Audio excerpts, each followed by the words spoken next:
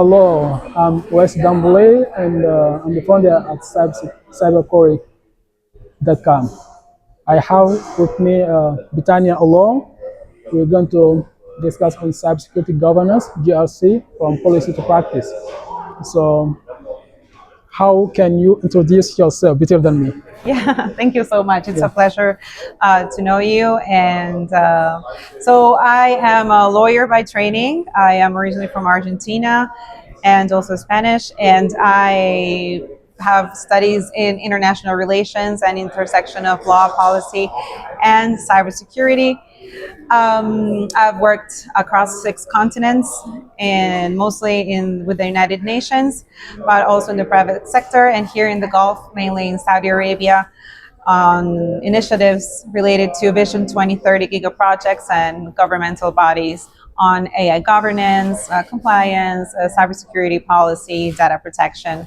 So I'm very excited to be discussing cybersecurity governance and compliance from a policy perspective, which is what I am more familiar with, given my kind of unique blend of skills. And so, yes, let's start the conversation. Very excited. Thank you so much for having me. The question is, how do you align cybersecurity with business goals?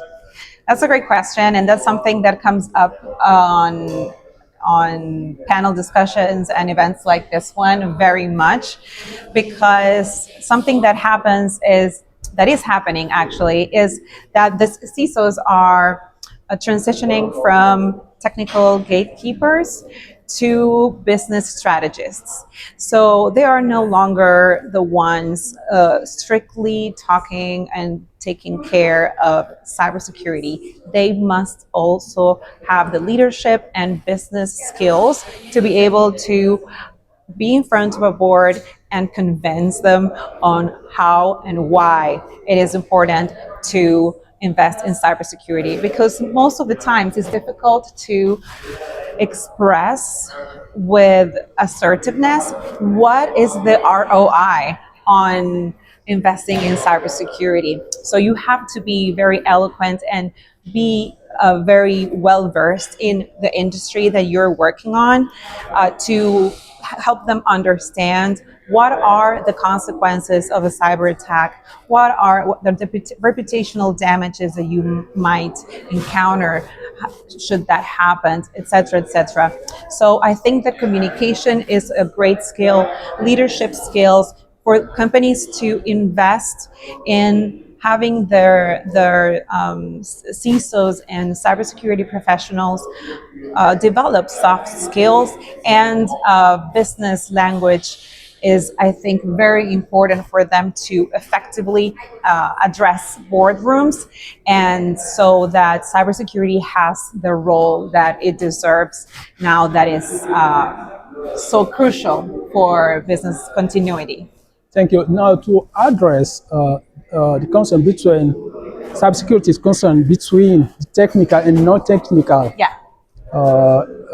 In organizations.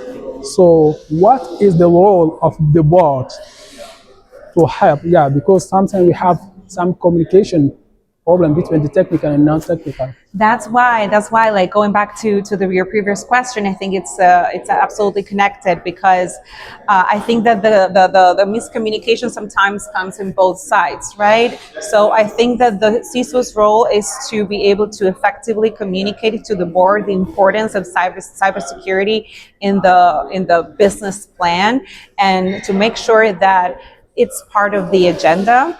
We're seeing more and more CISOs being part of the actual C-suite of organizations. And I think that having that executive role speaks volumes of the role that cybersecurity today has in the operations of a business. So that is something that board members know, but coming sometimes from different backgrounds and speaking the language of business, and you will have to be very eloquent and mindful of the language that you use, so that the message comes across effectively and they know how important it is to invest in cybersecurity and to know what to do next when something happens. We know that. By the way, thank you for your answers. To know, we have policies that help us a lot in cybersecurity industry. So how do we build them? Well, I'm a huge advocate for interdisciplinary approaches to cybersecurity.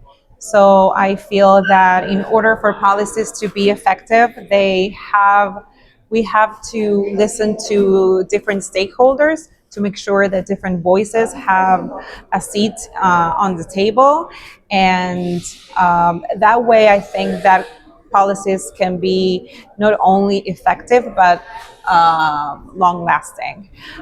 It is a very dynamic world and field, cybersecurity technology in general. So something that really drew me to make this deep dive into the intersection of law, technology, and policy was exactly that, to have the possibility to be perhaps a translator between the regulators and the innovators, that I feel that sometimes they speak such a different language. I've already went to law school in the US, in Argentina, in Spain, so I've already done the hard part that sometimes for people who come from the tech side wouldn't even think about it. So I already checked that box, and it found me, in a time in my life where I was very excited about learning, tech skills from a hands-on perspective, if you will, learning to code and things like that, which is going like humbly the extra mile that most lawyers do, because lawyers are usually a little bit allergic to technology, so they understand, or they study as much as they need to be able to advise their clients.